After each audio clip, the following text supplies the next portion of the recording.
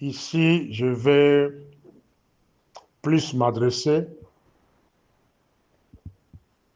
à nos services de sécurité. Nakolobela mingi na ba services de sécurité. Après, ba services de sécurité, nakolobela la jeunesse congolaise en général.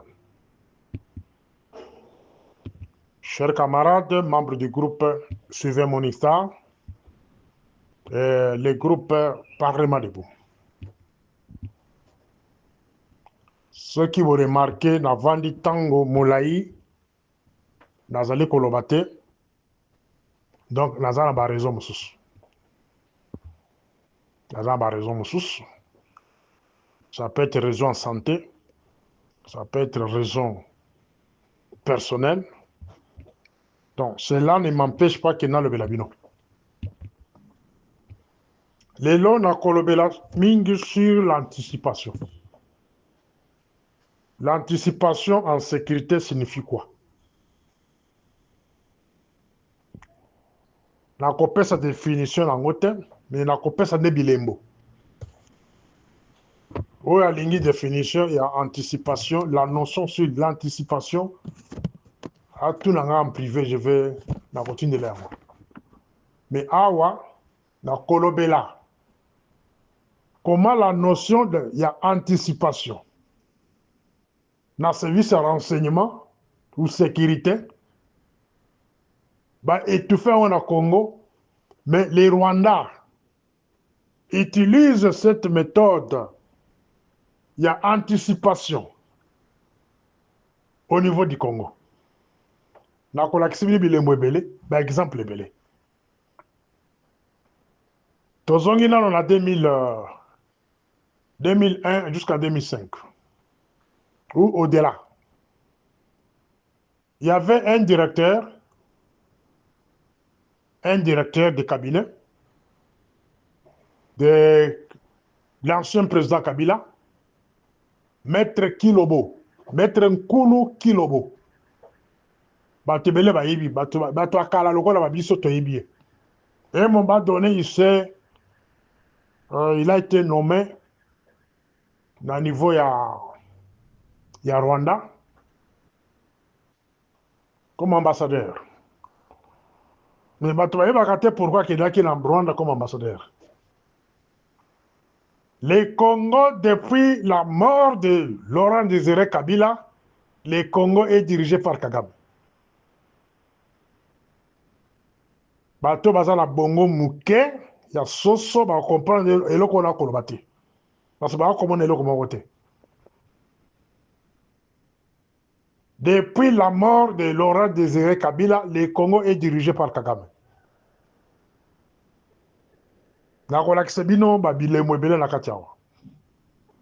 Kagame dirige le Congo par des actes d'anticipation.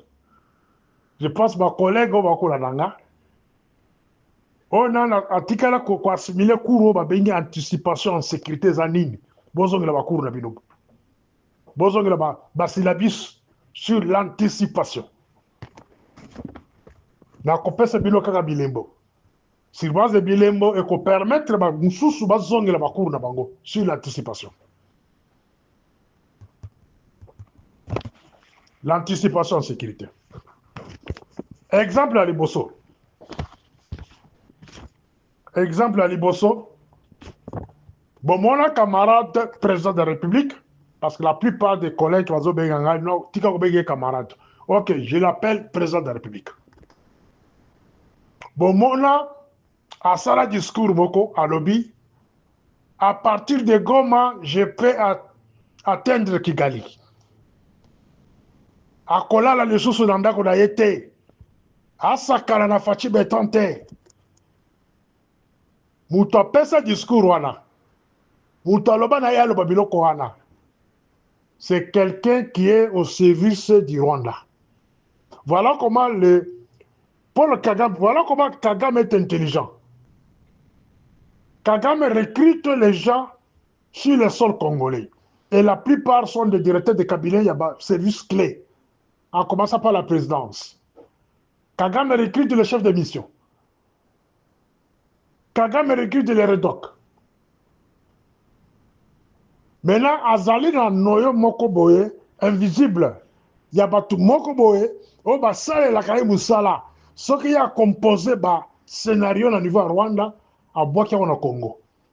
Premier scénario, Yangwana. Donc, chaque scénario que Kagame organise au Congo, ezali na réponse nango, au détriment du Congo, des Congolais, du gouvernement congolais. Souvenez-vous seulement la phrase que non, na kobeta Goma, à partir de Goma, na bombarder Kigali. À quoi le sud qu'on a été. Ils allaient à propos fabriqués en Rwanda, puis ba conseiller, soi-disant conseiller congolais, côté ça la monokoya, président de la République congolaise Aloba. Le président de la République, quand il parle ainsi, il y a des conséquences, il y a la vérité. Voilà maintenant la réponse, il y a conséquences sur ma propos na kobeta Kigali à partir de Goma. M. Olivier Douenguiere, ministre rwandais des Affaires étrangères, il confirme sur le TV5, alors que Bazali na Est à Congo, c'est parce qu'il y avait des menaces. Il y avait des menaces de guerre, menaces d'attaquer Kigali. Mais ça peut justifier menace que le président de la République congolaise a lobby qui a attaqué Rwanda. Et vous oubliez que la carte à Congo va aller fidèle. La carte à Congo va aller wazalindu. But oh balingi Rwanda te. Yango bango ba anticiper ba continuer Rwanda. Ça c'est le ministre des Affaires étrangères. Je tiens aussi le plan international. Et puis ils ont droit ya kozala na Congo. Comment va commis na Congo? Les conseillers invisibles, le président de la République, Mayele Wana, sont des gens qui travaillent avec Kagame, mais basés au Congo. Voilà un exemple à Liboso. Exemple à Mibale. Le président de la République nomme un Rwandais Tutsi comme commandant Uvira. Dans sa conscience, avec Mutuana, Bakoboyaye. Dans sa conscience, avec Mutuana, aza parmi batu oyo, bakoyisa ki Gomba na Bukavu. Dans sa conscience, avec Mutuana, chef na yaza na prison. Ce que tu dis na Uvira, ça va poser beaucoup de problèmes. Et ça qui scénario monté na Rwanda, batina na Kinshasa. Que boye bisaya nommé Mutoyo. A nommé commandant na Uvira, population est telemi. Bato bakufi. Et conséquence, c'est qu'est-ce que les Rwandais espéraient dans tout ça? Avant de espérer que bato va tomber botomoka kiwana. Maintenant, ce que Bolandi Moïse Nyarugabo a commis ça en histoire de Batutsi, que les Tutsis ne sont pas aimés au Congo. Les Tutsis ne sont pas aimés au Congo. Après cet exemple, il y a fameux commandant Oyo, Banomaki na Uvira, Oyo population Bengalaka. Voilà un deuxième exemple. Hein. C'est parmi notions, il y a anticipation. Donc Kagame a en avance sur les services de sécurité congolais. Maintenant, la Kolakisabino, pourquoi les services congolais n'anticipent pas? Ça, pourquoi les services congolais, les services de renseignement congolais, ils n'ont pas cette notion-là d'anticipation? Bon, le bateke batanga te. Batanga. Bazale na yango. Maintenant, je vais vous dire pourquoi. Parce que c'est la kangote. Tokegana na bilimbo.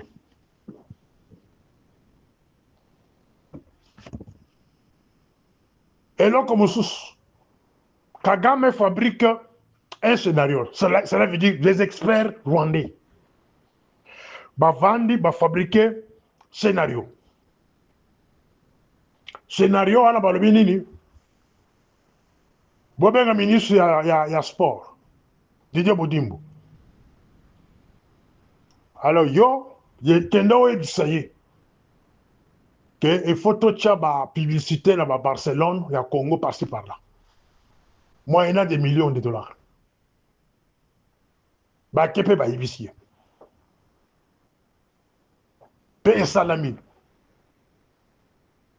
Ba jusqu'au biloko wana, ba kela ngo pa ba américain. Botala mutu o azo koloba kaza na guerre na mboka na ye. Botala mutu azo koloba que le peuple là azo ko souffrir.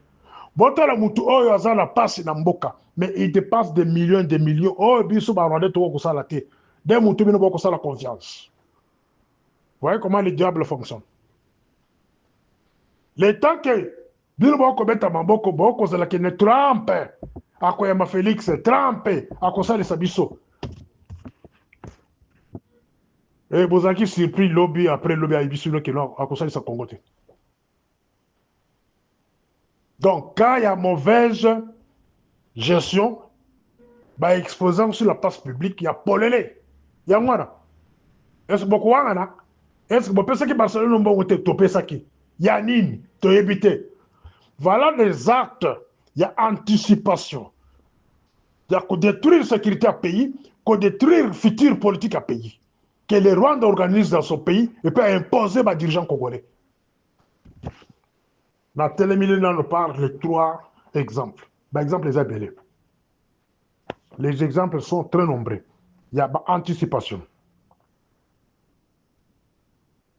Politique que les Rwandais utilisent au Congo, c'est la politique Israël. Au Bibi, le premier ministre israélien, a utilisé la carte à Gaza. Le premier ministre israélien, azali na bae batulaye oyo a fabriqué la carte ba palestinien. Équipe oyo ye, ndenge moko na Kagame aza na équipe na kati ya Congo.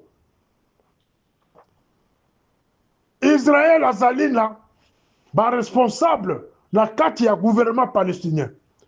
Azali na ba combattant na ye sous forme ba wazalendo na kati ya Palestine. Ba oyo ba posaka ba acte pour faciliter Israël à attaquer Gaza. C'est le cas il y a 7 octobre. Bato basali massacre dans la carte d'Israël sont des militants formés en Israël, mais les Palestiniens recrutés, formés en Israël, avaient comme mission d'attaquer, poser des actes hostiles sur le sol israélien pour permettre qu'Israël a détruire Gaza. Voilà la politique d'anticipation. Je pense, par exemple, on a ici et Kotia. Ce qu'on va voir cours sur l'anticipation, aujourd'hui, par exemple, on a ici comment réfléchir ou comprendre que les cours d'anticipation en sécurité et la Kissinine. Israël forme le Wazalendo, Hamas, il y a Kunepa na Bango.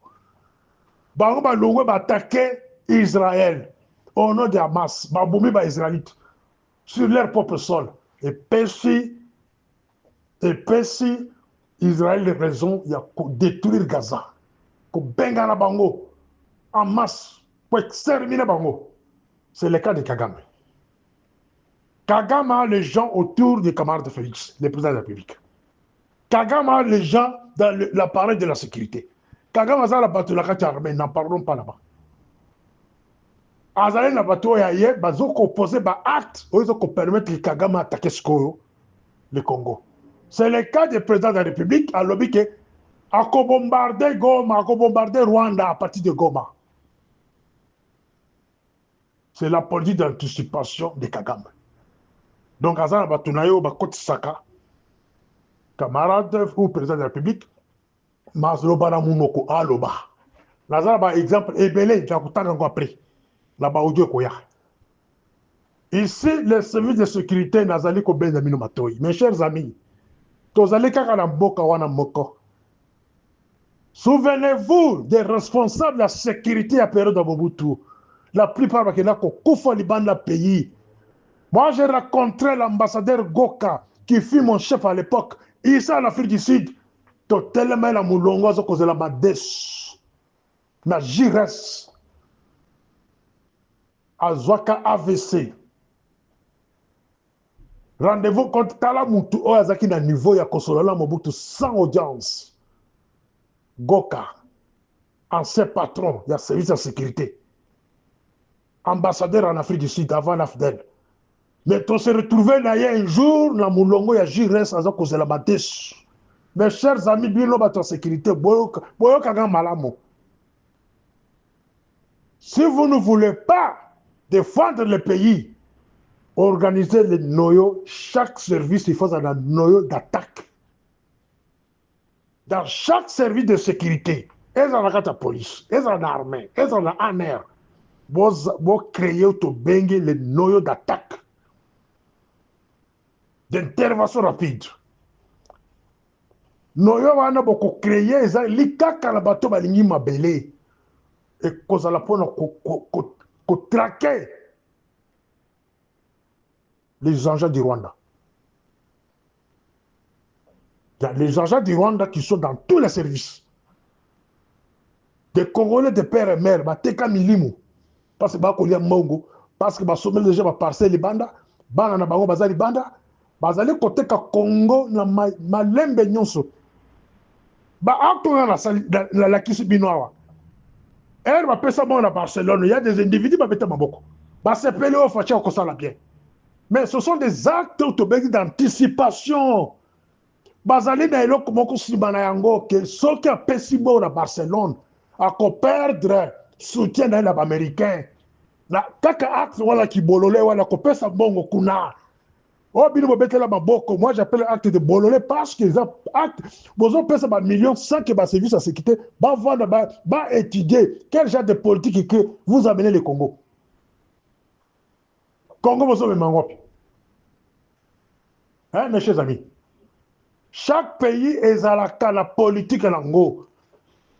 La politique d'un pays est définie par un service de sécurité responsable, imposé partout, même au niveau du Parlement.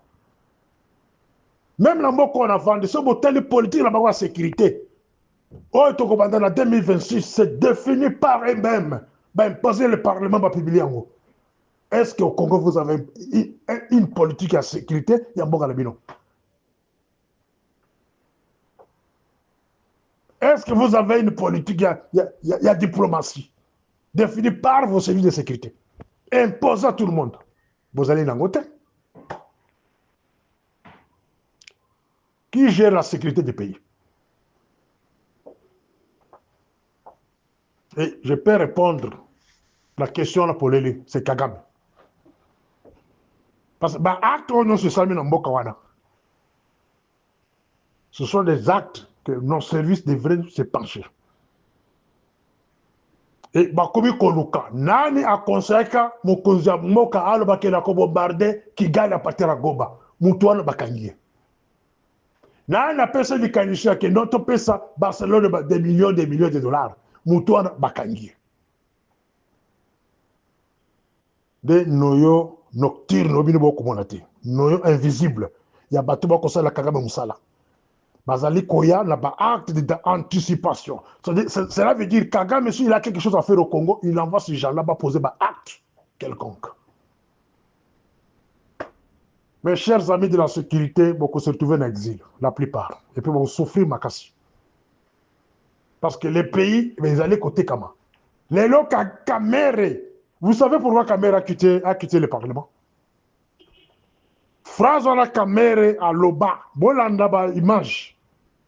Kamere a dénoncé que notre pays est allé en voie de balkanisation. C'est ma phrase wana. C'est ma phrase on écoutait cher. Manipuler on a l'okobé wa bibumba fouté mais bato ba ko sa le mabumu na bango na ba famille na bango. O ba ba parlementaire.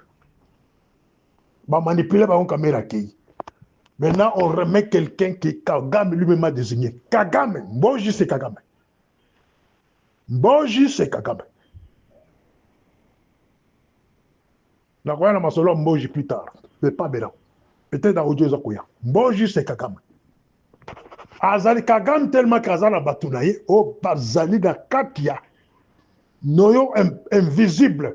Cabinet invisible. Ainsi que ma décision Zomaka. Baké pas mon camarade, président de la République.